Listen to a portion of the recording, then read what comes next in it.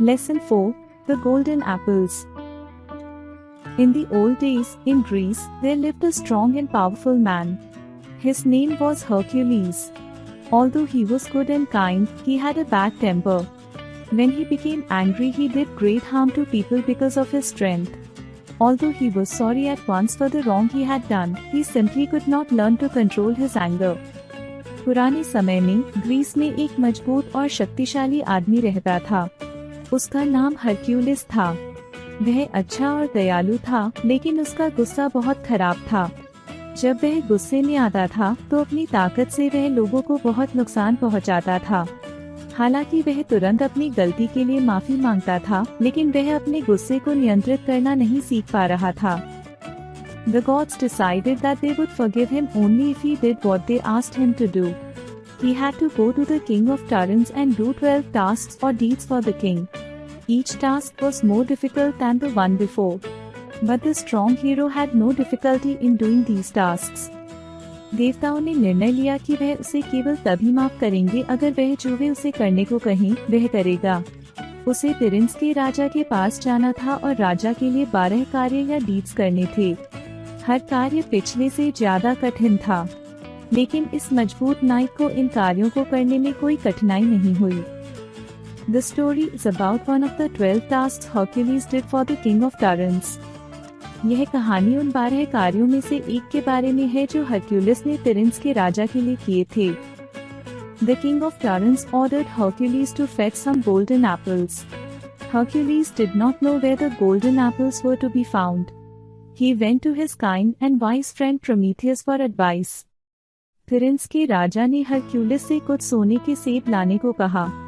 Hercules नहीं जानता था कि सोने के सेब कहाँ पाए जा सकते हैं। वह अपने दयालु और बुद्धिमान दोस्त प्रोमेथियस के पास सलाह लेने गया। They grow on a tree in a magic garden at the edge of the world. My brother Atlas stands there on a mountain, supporting the sky on his shoulders. Beyond the mountain you will find this garden, said Prometheus. A dragon lies beneath that tree. Ask Atlas to help you, because no human being can enter that garden without great danger. वे एक पेड़ पर उगते हैं जो दुनिया के किनारे पर एक जादुई बाग में है। मेरा भाई एटलस वहाँ एक पहाड़ पर खड़ा है और वह अपने कंधों पर आकाश को थामे हुए है। पहाड़ के पार तुम्हें यह बाग मिलेगा, प्रोमेथियस ने कहा।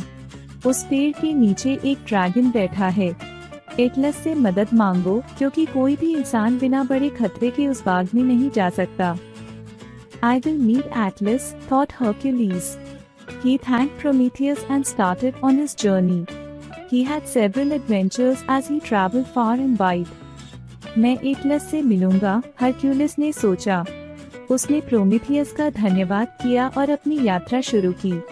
उसने दूर दूर तक यात्रा करते हुए कई साहसिक कारनामे किए। Once he met a savage giant. The giant challenged all strangers to wrestle with him and then killed them. एक बार वह एक क्रूर दैत्य से मिला। उस दैत्य ने सभी अजनबियों को उसके साथ कुश्ती करने की चुनौती दी और फिर उन्हें मार दिया।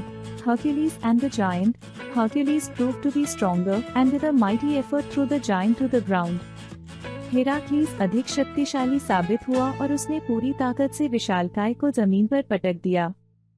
But then a surprising thing happened. The moment the giant touched the earth, all his weariness left him and he sprang to his feet. लेकिन फिर एक आश्चर्यजनक बात हुई।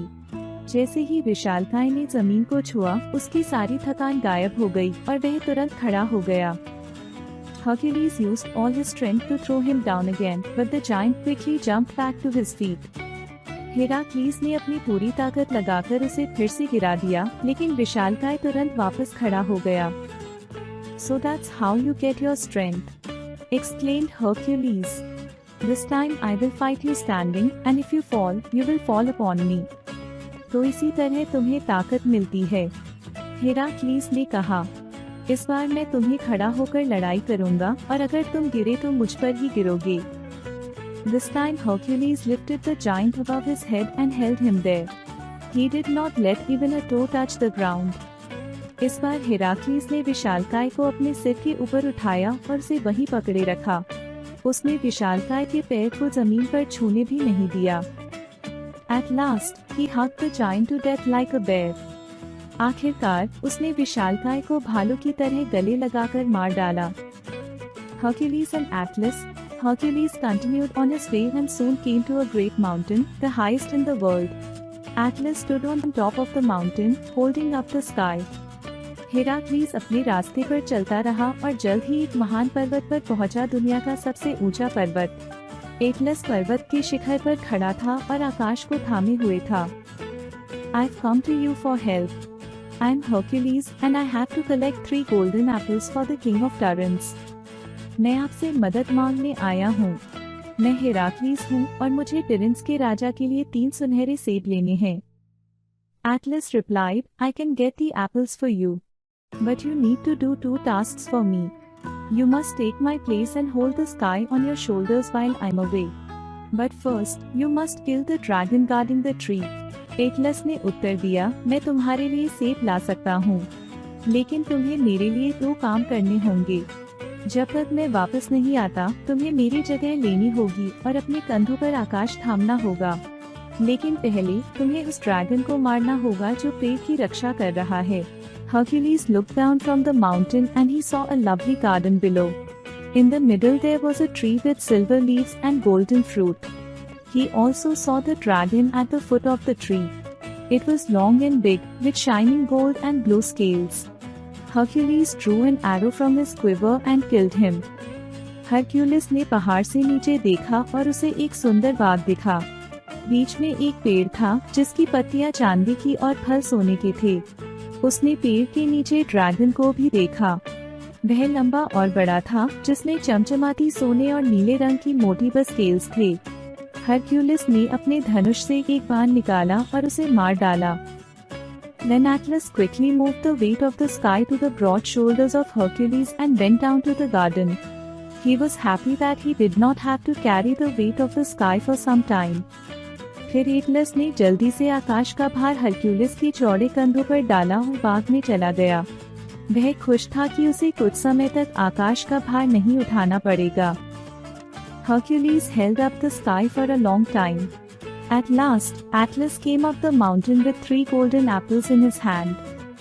हरक्यूलिस ने लंबे समय तक आकाश को थामा. आखिरकार एटलस 3 सोने के सेब लेकर पहाड़ पर आया. Here are the apples, said Atlas. But I will take them to the king myself. I have carried that weight for a long time. Now I want to be free. यह रहे सेब, एटलस ने कहा. लेकिन मैं उन्हें राजा के पास खुद ले जाऊंगा. मैंने काफी समय तक वह भार उठाया है. अब मैं स्वतंत्र होना चाहता हूँ. You do indeed need to rest, answered Hercules, thinking quickly. I will carry the sky for you. But when you set it up on my shoulders, I thought I had to carry it just for a short time. So it is not very comfortable. Can you show me how I can carry it more easily? तुम सच में आराम करने के लायक हो, Hercules ने जल्दी से सोचा. मैं तुम्हारी जगह आकाश को थाम लूंगा. लेकिन जब तुम इसे मेरे कंधों पर रखते हो, तो मैंने सोचा था कि मुझे सिर्फ थोड़े समय के लिए इसे उठाना होगा. तो यह ज्यादा आरामदायक नहीं है. क्या तुम मुझे बता सकते हो कि इसे मैं कैसे आराम से उठा सकता हूँ? Of course I can, replied Atlas. You should hold it like this. Let me show you. बिल्कुल मैं कर सकता हूँ, एटलस ने उत्तर दिया. तुम इसे इस तरह थामो. मैं तुम्हें दिखाता हूँ. He dropped the golden apples and took the sky on his shoulders once more. उसने सोने के सेब गिराए और आकाश को अपने कंधों पर फिर से ले लिया. Hercules watched carefully. हरक्यूलिस ने ध्यान से देखा. You know, he said, you do this job so much better than I do. I think you should continue to do it. I will take the golden apples to the king as I was asked to do. After all, every man has to do his own task. तुम जानते हो, उसने कहा. Word meaning. Adventures, exciting experiences, रोमांचक अनुभव, साहसिक और मजेदार घटनाएं. Strangers, unknown persons, अनजान लोग जिनके बारे में जानकारी न हो. Astonished, wondered, आश्चर्यचकित, हैरान या चकित होना. Exclaim, spoke loudly, जोर से कहा, तेज आवाज में बोलना.